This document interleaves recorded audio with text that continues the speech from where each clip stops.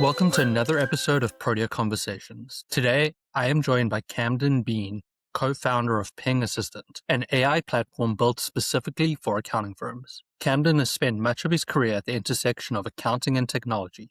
He grew up around the profession through his father, who is a CPA, and originally intended to study accounting himself. In 2016, Camden became the first intern at Divi, now part of Bill, joining when the company had only around 20 employees. Some of his earliest responsibilities involved working directly with accountants, finding ways to make their lives easier. That experience gave him a close look at how accounting firms operate, the challenges they face, and where technology can make meaningful differences. Following Divi's acquisition, Camden moved into venture capital and helped build Tandem, where the team raised $100 million with a focus on B2B software.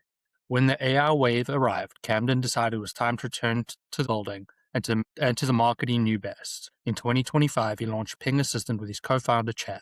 Ping captures client conversations and helps accounting firms identify opportunities, preserve relationship context, and ensure valuable information does not get lost between meetings, emails, or departments. In this conversation, we discuss Camden's journey from Divi to venture capital and back to entrepreneurship, the opportunities accounting firms are missing in their existing client conversations, and how AI can change the way firms manage relationships, share information, and grow. Camden, welcome to Protea Conversations. Thank you. Excited to be here. No, I'm looking forward to this interview. I've gone back and forth on what I want to talk to you about today because your story is interesting, your background is interesting, but I thought the best place to start is welcome to the wonderful world of parenthood. Thank you. It is a wonderful world, and it is a new world. You kind of get punched in the mouth. I think like the first 48 hours of having your baby is both magical and a level of hell that I didn't anticipate. Of just like, we were in the hospital every hour, there was a doctor coming in and waking us up, and I just like couldn't breathe, think, even see straight. And then now still can't do that much, but he's adorable enough that it doesn't matter. So Yeah, I still remember with my first kid, like he came like middle of the night on a Sunday, or maybe it was a Saturday. It was a Saturday because the other one was on Sunday. We got through the first day, survived, and then the next day was a work day, and I had a work call. So I was like, hey, I gotta go get some breakfast. And I went down to the canteen, grabbed my breakfast, jumped on the call straight away because, life just had to continue. yeah, I thankfully I posted on LinkedIn saying, "Hey, I've got a baby," and I was able to push those days calls back, right? Yeah. And so I was able to the benefit of running your own business, you can kind of have that flexibility, but Yeah. it is a lot. Well, you're already a better dad than me then, right? Because I thought the call was important enough to take. I almost left 3 days after my child was born to go to a conference. My wife had to ask me not to go. So I don't know. I think we're on the same page, Zane. It's always a good choice, but it's been a couple of months now, sort of settling in, getting used to the rhythms. Yeah, and I always feel bad even making comments of like I'm not sleeping because my wife is the one that's really not sleeping. I wasn't given all the tools needed to help in the middle of the night, so I just kind of sleep, just a little bit less than I probably normally like to sleep. But it's been going. We're getting into the rhythm, which has been fun. Yeah, I could never complain about sleep because I'd go fetch the kid, bring it to her so she could ready it, and I'd fall asleep like that. Like, 3 Instantly, seconds after I put my head down, I was just gone. So, exactly. yeah, That's definitely couldn't complain about a lack of sleep. I have a lack of sleep, but it's got nothing to do with children. It's just bad life choices. that's that's a whole nother thing you can't blame your kids for, even though you probably can pretend to though. Yeah, my wife's out of town at the moment, and my one kid is out of town, so it's just me and my youngest. So last night I had him in the bed with me and some cats, which meant my sleep was a little bit more interrupted than I'm used to. Yeah, we'll see what the bed situation is. I grew up not no kids in bed, so we'll see what happens. My wife is soft or not. We'll see what happens. Well, yeah, I see it. They're only young once, and at some point they will never want to sleep in your bed ever again. It's So true. It's I'm true. going to take it Or when I can. hopefully.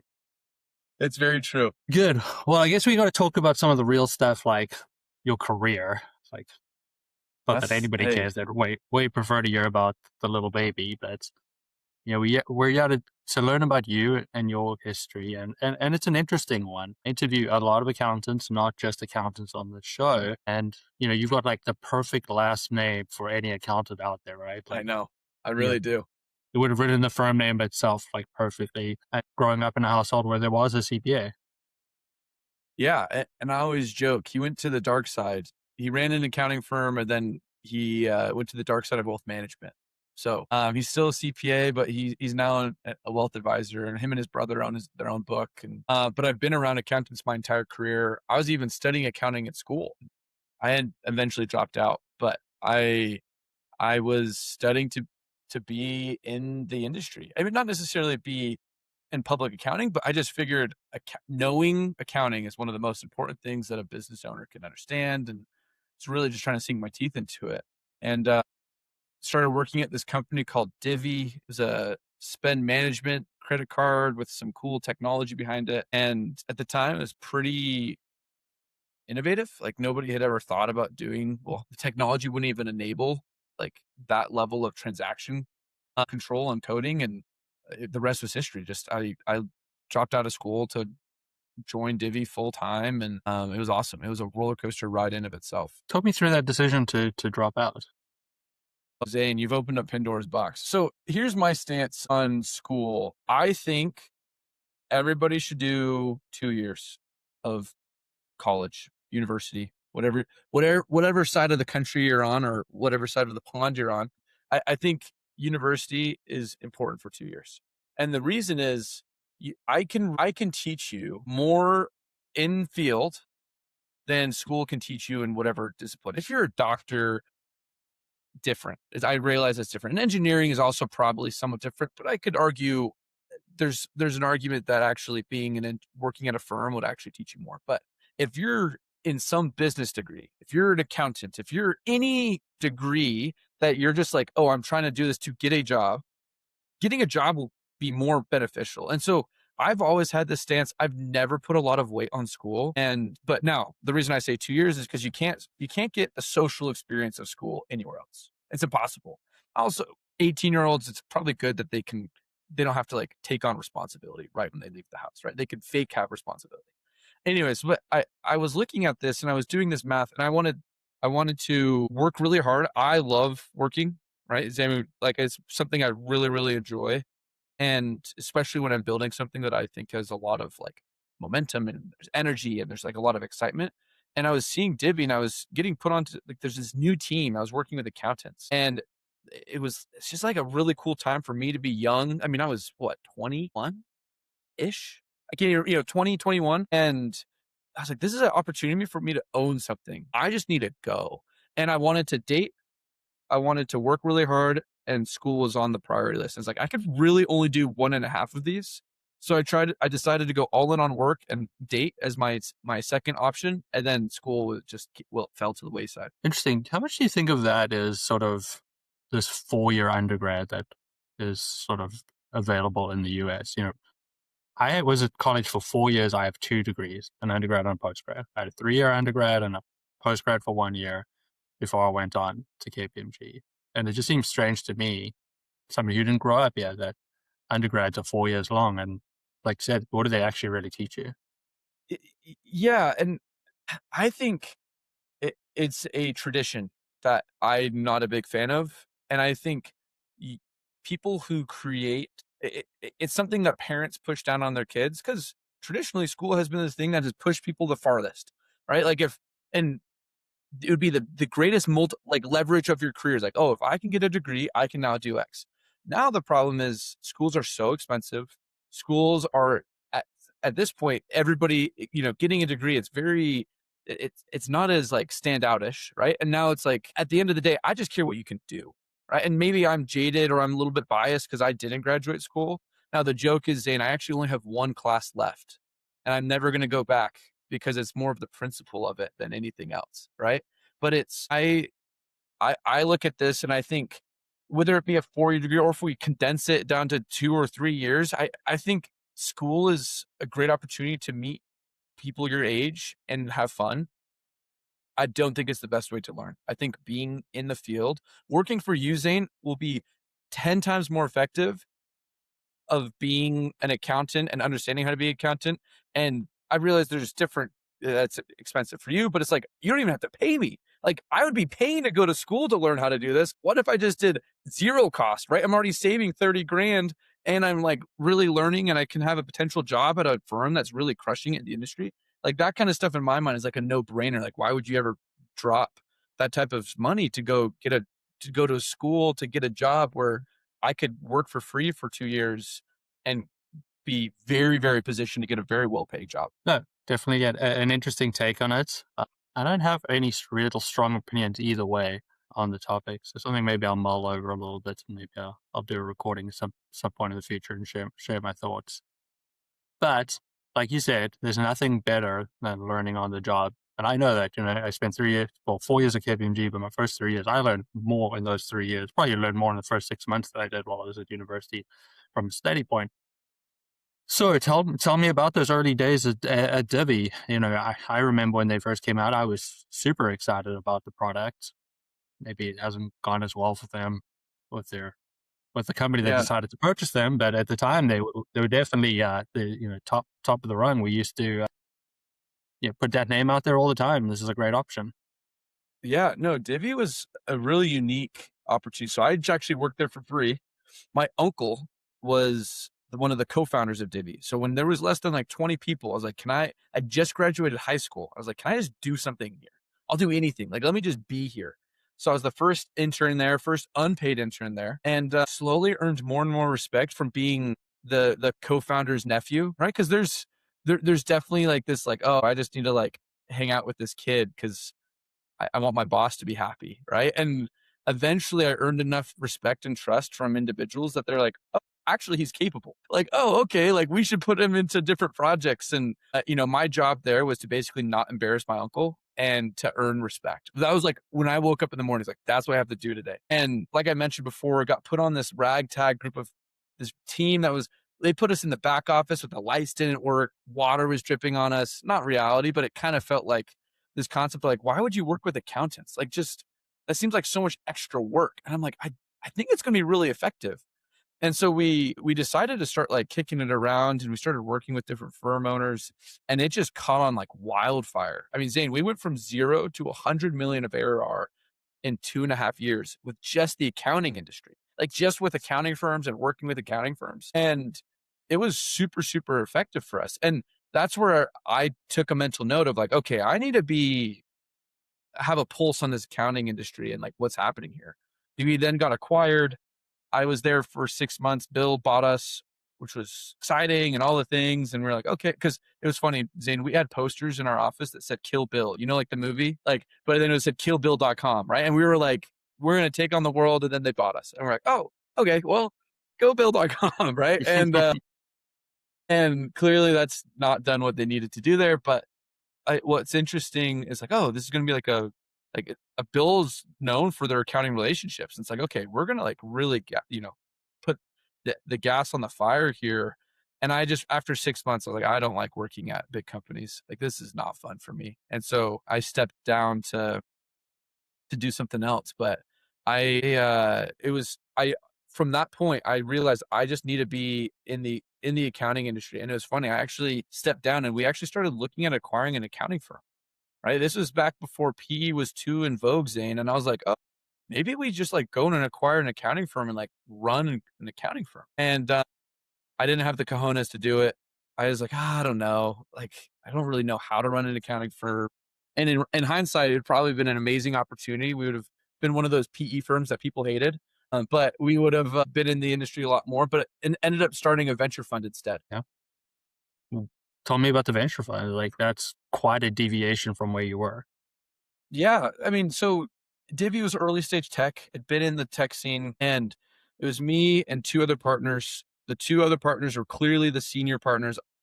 I was the young guy that was willing to give sweat equity. And we went and we raised $100 million from outside capital to go invest in early stage technology, right? We were investing in B2B SaaS, all the buzzwords.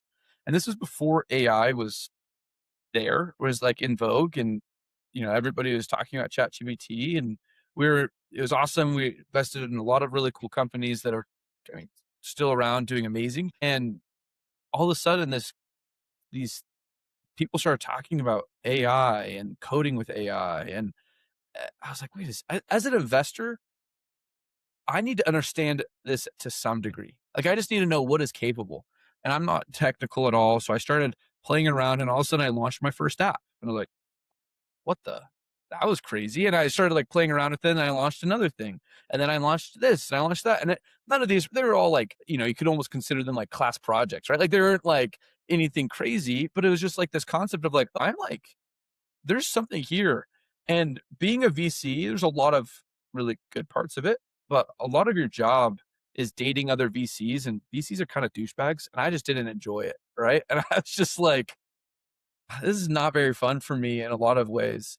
And I also hated looking at a founder and being like, hey, you need to do better. You need to sell more. When in reality, I knew they were putting all of their time and money and energy and just their life force into this business. And like the advice I could give them was, have you thought of selling more? I was like, everybody's thought of selling more. That's the stupidest advice in the world. But VCs have never run companies. And so I was like, okay, if I'm going to be in this investor role, I need to go and start and run a company and do it successfully, or else I don't deserve to be a VC. Like I don't, I think a lot of times yeah, I think it's a bunch of douchebags that have never done anything. And now there's some good ones and there's some competent ones for sure. But and that's where I started looking at starting my own company, and then Ping came alive from that. And I'd kind of always been around the accounting industry, talked to some of my friends. I had this idea, I'd seen some other things happening in different industries. It's like, what if I did that here in the accounting industry? And the rest is history. So just tell me how did the idea come up? Like, you just decided I'm gonna record a bunch of people's voices and hope for the best type situation? Like, like how did this concept come about? Yeah. So, and the way I saw this was a couple things. First, I looked at, okay, AI is coming into the industry. The accountants are actually, from what I was saying from the outside, was like, they're adopting this technology faster than I've ever seen them adopt any technology, right? Like the stereotypical accountant is not adopting new technology, is using the legacy systems and processes. I mean, I was talking to one guy, he's like, I still file things on paper. And I'm like, that's crazy. Like, you, sir, he was young too. Like, he just bought a firm and they did it all on paper. It's like, holy smokes. But okay, so then I was looking at this equation and I was like, wait a second, they're like adopting new technology. Compliance is going to be, quote, automated, end quote, to some level from 0 to 100. It's probably going to be somewhere in the middle, but it's going to be automated. And that's going to require accountants to either trim down or be more client facing. And I was looking at this and it's like, okay, if they're going to become more client facing, they're going to need more tools to support them in the client facing work. Not the technical work of doing the accounting, but the work when I'm meeting with a client and I have we're having this conversation and capturing that context. And you started stacking those things on. And for me, Zane, note taking has always been the lowest level of what we can do. And it's the quickest, easiest way that we launched into the market. But it's been a really fun opportunity, like a journey for us to continue to build and see what else we can do with what we've captured on these calls. So what does Ping actually do? Yeah, great question. And it depends on who's listening here. And the reason I say it depends who's listening, for larger firms, we're finding upsell and cross-sell opportunities across your client communications. And this is something, Zane, that we're doing a really good job of onboarding all of the net new people. And we're still working on getting, our existing pingers utilizing these types of tools. But the newer firms, like the larger firms that are onboarding onto Ping, are signing up because we're finding upsell and cross-sell opportunities. We are driving revenue. And then as you get to smaller firms, because we work with top 20 firms all the way down to solo mom and pop shops, right? And the smaller firms use us for our virtual assistant. We have an email triage tool. We have a note-taking tool. We have a lot of tools that are coming in and just plugging in as if you had your own EA. And Ping is becoming that tool for these smaller firms. Well, we are users of Ping, and we're probably somewhere between both of those worlds at this point in time. We were definitely one of the early users, and I was super impressed with the product, from day one. And, we've had this conversation. I tried other ones out, wasn't a big fan, would bring them in, kick them out, bring them in, kick them out. And you guys just stuck. And, as preparing for this meeting, I was like, did it stick because Ping is really good, or did it stick because I really like Camden? And, I'm not quite sure which one is the real one. But then again, I look at my team, who obviously don't have the same relationship that I would have with you, and they really like it as well. So I'm guessing it means the tool is very good. Hey, well, I'll take both, Zane. I'm glad I'm good with both, but yeah, and when you're a founder selling a product, I, to start, it is the energy of like, I mean, this is anybody who's listening out here. It's the relationship. Like Zane, you and I connected on LinkedIn, right? Like, cause it was funny because you had like commented or posted a couple times like, I don't get these note taker things. Right. And I was like, hey, like, what are your thoughts on this? And you're like, oh, interesting. And then like all of a sudden we sparked this connection and this relationship. And then I was like, well, if you ever want to try it, go for it. You tried it. And to your point, it's stuck.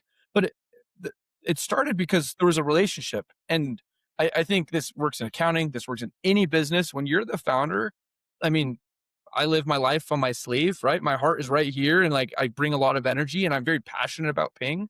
And that's something that I've realized is like, is a very, is an asset. Is like people start because they look at Camden or look at somebody on my team. I mean, I have some, it's funny. I have people on my team. I have a Docker and a Storm on my team.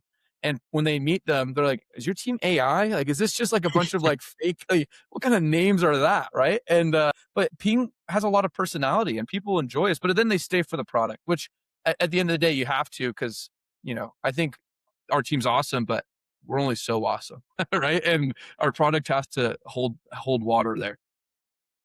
Yeah, and I'd say, like, honestly, like it's not perfect all the time, but the great thing is when it isn't, and we raise the question, your team is quick to respond and listen to us. And I think for anybody in any business, that is such a key thing that I feel like has really separated you as in all of our tech vendors is the ability to go, shit, you're right, that doesn't quite work. Let's fix that. Let's work with that. Like maybe I can't fix it. Maybe that's just what it is. But at least you're willing to have the conversations, work through it, get the right person on the team to jump in on the phone call. And, obviously you guys are still small and agile and all that type of stuff. But like those are the type of things that really help me stick around with any vendor is like there's real like ability to listen to your customer for not just what they need, but what they're seeing as like a stumbling block and making the adjustments, making the changes. And I think that's just been probably the main reason why we've stuck around is that we feel like there is somebody actually listening on the other side.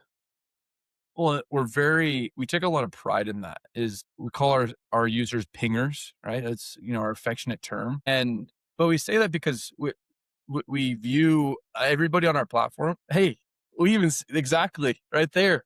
Got your token even on. That was impressive. That was a quick draw. No, but we believe that there's a lot of value in what you have to say, Zane, or, Megan on your team has to say, or somebody at a different firm has to say. I mean, we're building software for you. So if somebody's like, hey, this isn't working the way we need it, or there's something here, we spend a lot of time and energy fixing that. And we also don't have any quote support people.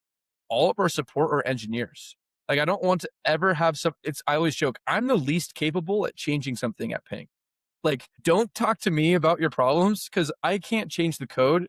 You just reach out to our support line and you're talking to our entire engineering team that's triaging that and putting that into a place to go and fix it. And of course, you can talk to me and I will basically put that into our own triage. But my joke is like, no, I'm the least capable because I can't actually change anything. Our support Yeah. team is the most capable. Yeah. Right. And it's been very core to our DNA of how we build our software. No, that's great. How is it going building a team? I mean, I know that can be one of the toughest things that any founder can do, especially when you're trying to move fast. Yeah, it's exhausting. It's awesome. We have been very, very, so we're all in person, right? I realize there's pluses and minuses to that. We're all in person and not just all in person, we're all in the same room. So out, outside of this call, because I didn't want to have background noise, my team's listening to every call, right? And for the first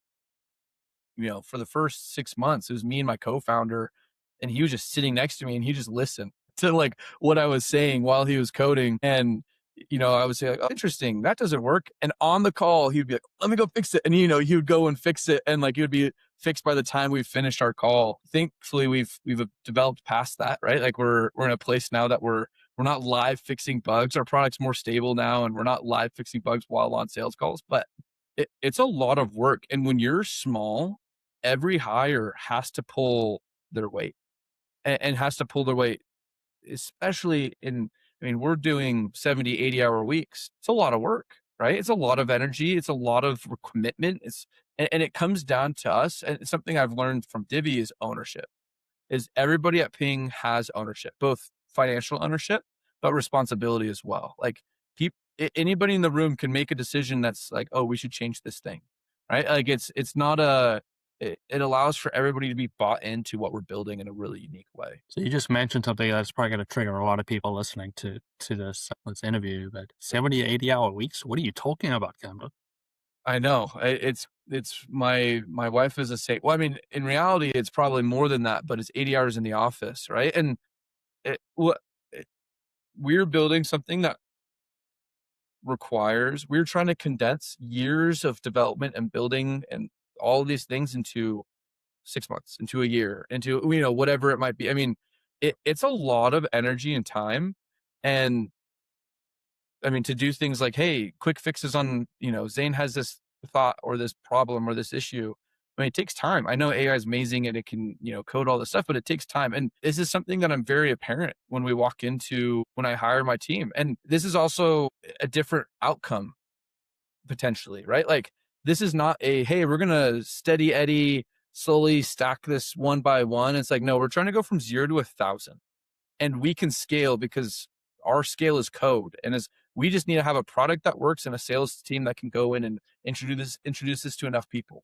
Right. And that's where this game comes in, Zane, of like, yeah, like it requires a lot. Now, our hope and dream is to not be at this at it forever, right? Because this is a lot of work. And I just had a kid. And, I mean, there was times where I would see my wife. I mean, we sleep in the same bed and I would see her in the weekends only. Right. Like I would get home late, wake up early, and she would wake up early or, whatever it is. And we completely miss each other. And I mean, this is, some of the sacrifice that we've decided is worth it at Ping, but yeah, it's a lot. No, I mean, I totally get it. I'm not scared of long hours and early days of my firm. 78-hour week, that would be a great, relaxing, quiet week. It was like, I oh, know. You're like, chill this is this week. easy. What happened? That means I got to hang out on Sunday, right? Like I didn't work on Sunday, right? And it's like, and it's not for everybody. I don't think you have to do it like this, but for what Ping is trying to do, we do have to do it like this, right? And we don't want to hire a bunch of people and then have to raise prices and like we don't need to go raise a gazillion dollars to go build this. Like now, what it means is we have a lot of sweat equity, right, going into this, but that's a cost that my team and I have decided is worth it, and we've been able to take advantage of that. Yeah, and I think the takeaway from that, right, it doesn't, it's not even the hours, and the hours don't really matter. It's when you are working, you're working hard and you're working productively, and it's that commitment to the cause that is really important. And, for some people, that might be 25 hours a week, some people 100 plus hours a week, like those are going to happen, right? All it is. It's just the concept of, hey, we're aiming for this target of a year. We're over a year at the moment. To get there, we have a lot of choices, but if we want to get there, we're going to have to work hard one way or the other. So it's just a choice of how quickly we get there. But the hard work is true, right? The commitment is true. And that actual, like, we believe in where we're going, which I'm sure you obviously try and instill in your team. Like this is the mission. Like, you're on board or aren't you on board? It is. And for us, it comes back down to ownership. I mean, the reason I left Divi was because I didn't have ownership anymore, right? Like I was in a world, Zane, where I could get promoted 3 times in a week, basically, right? It's like, oh, Camden's doing this. Okay. He now owns this thing. Okay. Oh, and he's doing this. Oh, he owns this thing. Oh, this. And then all of a sudden we got acquired by Bill.com, and they're just a publicly traded company, and they're building their product and takes a lot of time, and things that would have been done in a month where it's like, okay, well, we'll review that in your 6-month review. And I get processes matter and I get companies have to function. But for me and early in my career, it was so constricting. I was like, what do you mean 6 months? Like I should be getting paid more now. I'm doing 3 times as much. And in all these conversations, and it just came down to ownership. It's like, oh, I don't have ownership over this physically, like financially or responsibility wise. And I know financial is important because it is. But the thing that actually matters is emotional, like responsibility. Like the thing that actually gets people, and what I've learned, because I can pay somebody more money, you're going to get net even, if not maybe 5 to 10% more effort out of that person.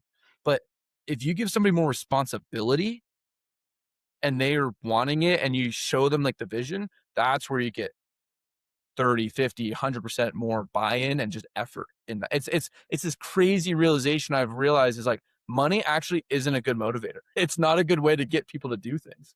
Yeah. Yeah, I think money is always overestimated in the formula. It's definitely part of the formula, but I think most people put way too much weighting on it. And it shows that people will move for less money at times if it's a better opportunity for growth, learning, and most importantly, an environment they actually want to be in. Well, something I've respected a lot about you, Zane, and maybe I'm remembering incorrectly, so correct me if I'm wrong, but you don't require this like forced promotion of growth either, right? If you have a staff or a team member that's like, no, I literally just want to do this, you're like, great, let's keep you here. Am I right? Is that like, Yeah. And we've actually just in the last, we guess, 2 months into it, even changed that even more significantly to create this opportunity where the things that you would come with growth, like managing people and stuff, are totally stripped out of the job titles and they're like, a side quest. If you want to do that, here's an opportunity. So we're basically like, this is the stream of like technical stuff. So if you just want to do technical, it's cool. And then we've got all these side paths that you can choose to take on. But we've taken away. So it's just like, if you want to be who you are, that's great. Happy to have you. well, and that's, I grew up, I had a guy, he was one of my church youth leaders, and he worked at Google. He was just amazing. He's an engineer at Google. He's just so good at his job. And he was so good. They just kept promoting him, promoting him, and promoting him. And finally, it's like, you need to be a manager. Like, you've reached, like, we can't keep promoting you. And they promoted him to manager, and he hated his life. He's like, I don't want to be a manager. Like, this sucks. And then they made a special job for him that was like, yeah, you're an individual contributor that makes a lot of money. Like, right? Like, that's who you are now. And he was like, yeah, that's what I want. And they paid it because he was that good. And I just think creating an environment where people can have ownership over their job and over their work and over what they do makes waking up not feel, here I am clocking in, clocking out. It's like, no, I'm doing something for me. Like, this is my thing. Now, whether it is or not is, at the equity level is a different equation, but it's like responsibility matters Yeah. so much. Yeah. I mean, it's a struggle for me because I just don't care about titles. Call me whatever you like. I don't care, right? Correct. But other people do. So it is one of the parts, a bit of a blind spot to me where people like, they're frustrated because they haven't been promoted. I'm like, what do you mean they haven't been promoted? They've been given a ton more work. Their salary keeps going up. All these great things. And the people are like, well, but nobody else knows that. So there is, Yeah, there is that part where you also have to remind people want to be shown, and there are other ways in terms of like titles or descriptions, and like there's got to be an outside influence as well. So yeah, I'm pretty easy. Like, hey, come to me. You want to do this, and if you think it can add value to the business, give me a job title. Cool, it's yours. Like I don't care. We can totally. make it happen, right? But it's as a warning for a manager, also make sure that you're understanding what drives people, and you know It, just giving them responsibility is great. But if you don't sometimes put a title on that responsibility, they don't feel valued either. it is true, and it is funny because I'm also the same, Zane. I'm like, what is it? Sure. Like, no, I don't think we've given anybody at paying a title, right? It's like, what, it changes conference to conference, right? Like, what are you? I'm the director of growth. What are you? I'm the implementation success expert. Like I don't care. Whatever you want to call yourself that. As long as you're driving value, that's all that matters to me. But yeah, it is true. People do care, and that's probably something I should think about as well. Is like, okay, how can you? And thankfully, I think we're still nimble enough that it doesn't matter yet. But there is a point where people are like, okay, I need to feel special, right? Because that's what everybody wants at the end of the day. So why accountants? Why did you keep coming back to accountants? Why do you keep helping accountants? Why not just blow this whole thing up and just start selling it to everybody who wants it? Yeah, I think accountants. Well, first, I'm a big believer that you can get so much farther niching down, especially right now. Like, I don't. So this is here's some economics, like some VC economics that, like, I don't think people fully recognize. Before, it was near impossible to build a software for just accounting firms. There was not enough, the TAM, the market wasn't big enough to raise money to do that. Because I have to go raise $10 million to go hire a bunch of developers and a bunch of salespeople to go and be like, all right, I'm going to build stuff for accounting firms. And it just wasn't big enough. And the tools that are successful right now are at some level bootstrapped, right? You have, the Financial Sense, you have the trusses of the world. You have, I mean, Carbon was bootstrapped. They raised money now, but that they started bootstrapped. And the other side of it is you were going to sell to accounting firms and in-house accounting teams. So like Double, for example, they were able to raise money because it's like, oh yeah, we can sell to the accounting firm and we can sell to the accounting team, and they can both use us for their month end close. And that was the only way you could build software for accounting firms, was just if you're selling through or you're bootstrapping. But nowadays, because software is the cost to build software is lower, you have this world where I can now build software just for accounting firms. And I could go so much deeper that, I mean, for example, note taking, it's like, cool, we have, you have the amount of note takers in the world, Zane. It's like, I can't keep up. I mean, I like every other day, there's a new one that somebody's hopping on a call with. It's like, oh, have you heard of Elemental P? I'm like, no, I've never heard of Elemental P, nor will I ever again. Cause like note taking as a concept is like becoming interesting, a very commodity, right? There's just so many different types of note takers. And so for me, it's like, okay, for us to be successful, we could be the note taker for accountants. We can own that space, but we need to go deeper. We need to understand how we can go deeper into the accounting stack. And that's for us is where the revenue generation is coming through. Cause I mean, we're having the firms that are using Ping successfully are paying for their subscription 10 times over in the first 3 months through the upsell and cross sell detection. And that is something we can't do in insurance or wealth management. Like we can't like it doesn't work the same. Right. And that's because we just decided to go deeper and deeper. So I'm very bullish on accounting. I think accountants, there's a lot of things to be done in this industry. I mean, Zan, I'm going to say this word and I'll throw up in my mouth a little bit by saying it, but advisory. Everybody and their dog is talking about advisory. Nobody knows what advisory means. It's all ethereal. I mean, I was at a conference the other day and they're like, can you give us an example of advisory? And their response was, I kid you not, was there's too many ways to count. Right. And it was in my mind, I was like, oh, you literally have no clue. Like you're just, you don't know how to say. And so in my mind, we are coming in a unique time where we can actually help firms sell advisory, like real playbooks. Like, hey, this is what spend management means. Like at Divi, that was my job, teaching accountants how to offer spend management as a quote advisory service.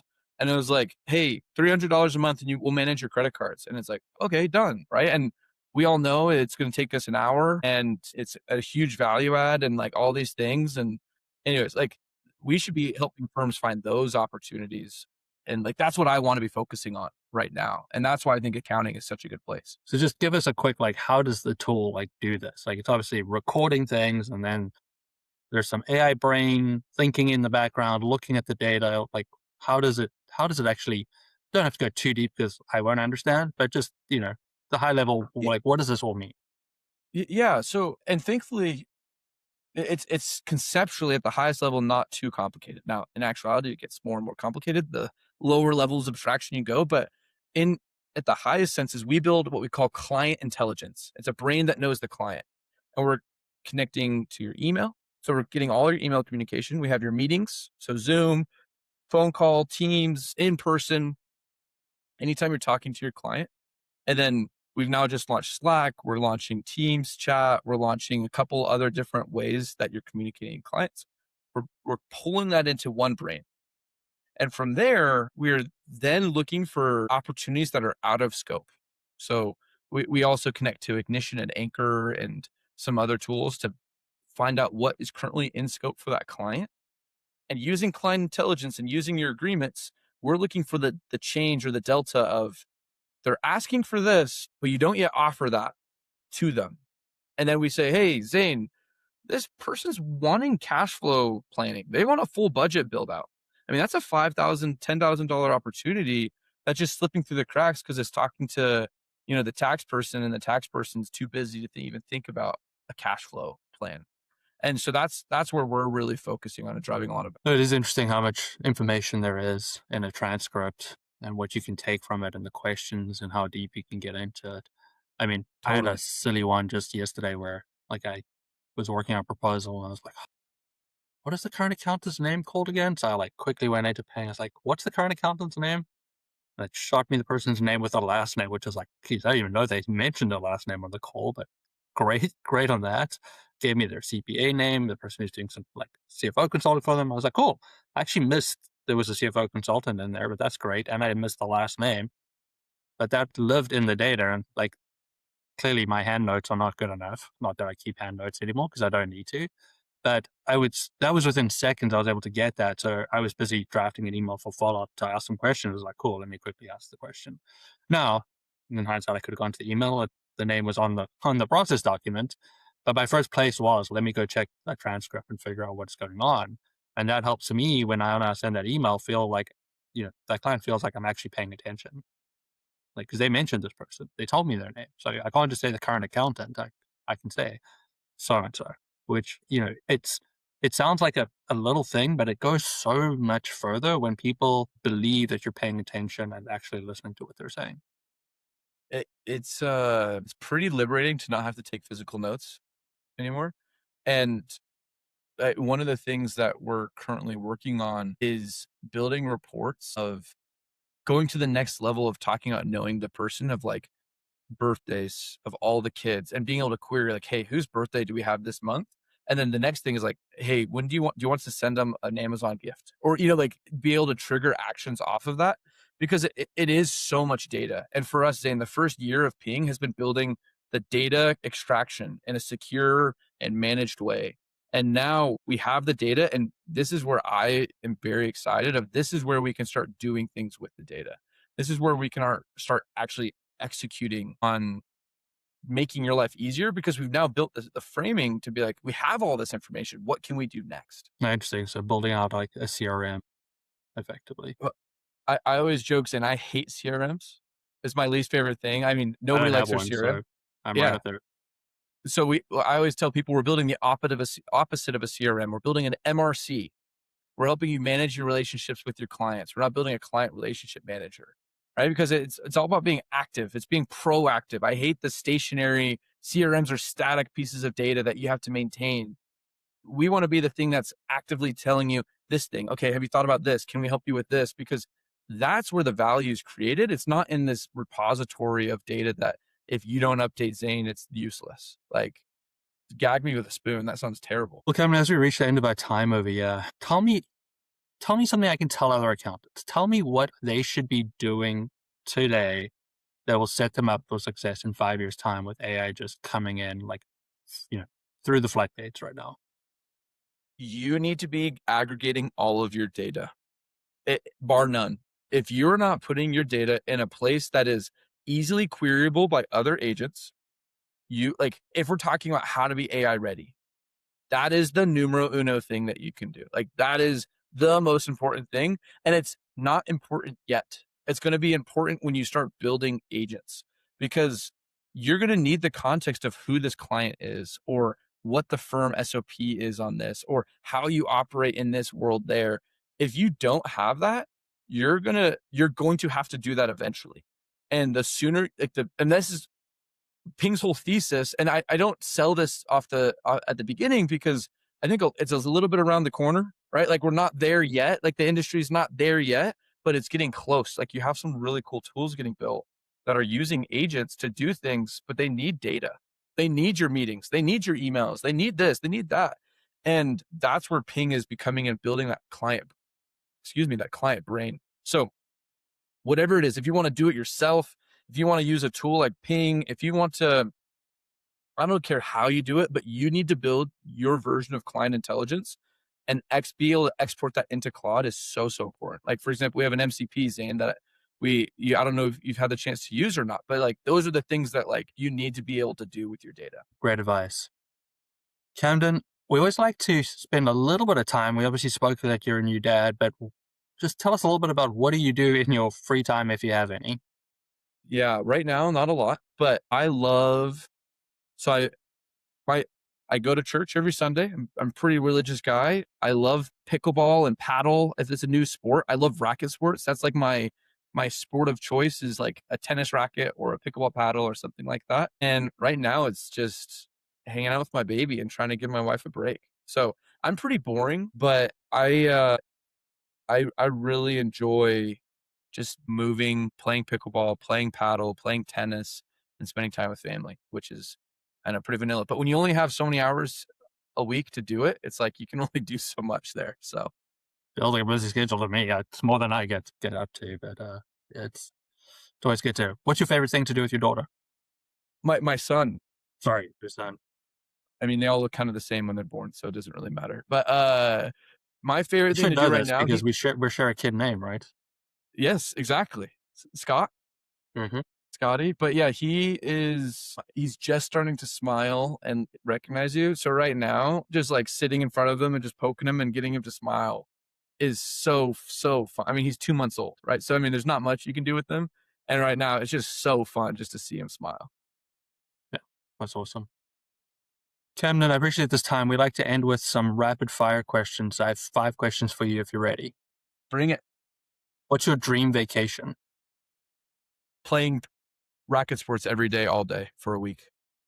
Nice. If you have 20 minutes to exercise, what would it be? Well, 20 minutes, I'll probably do push-ups and sit-ups. We won't get into that push-up video. Exactly. There's some controversy.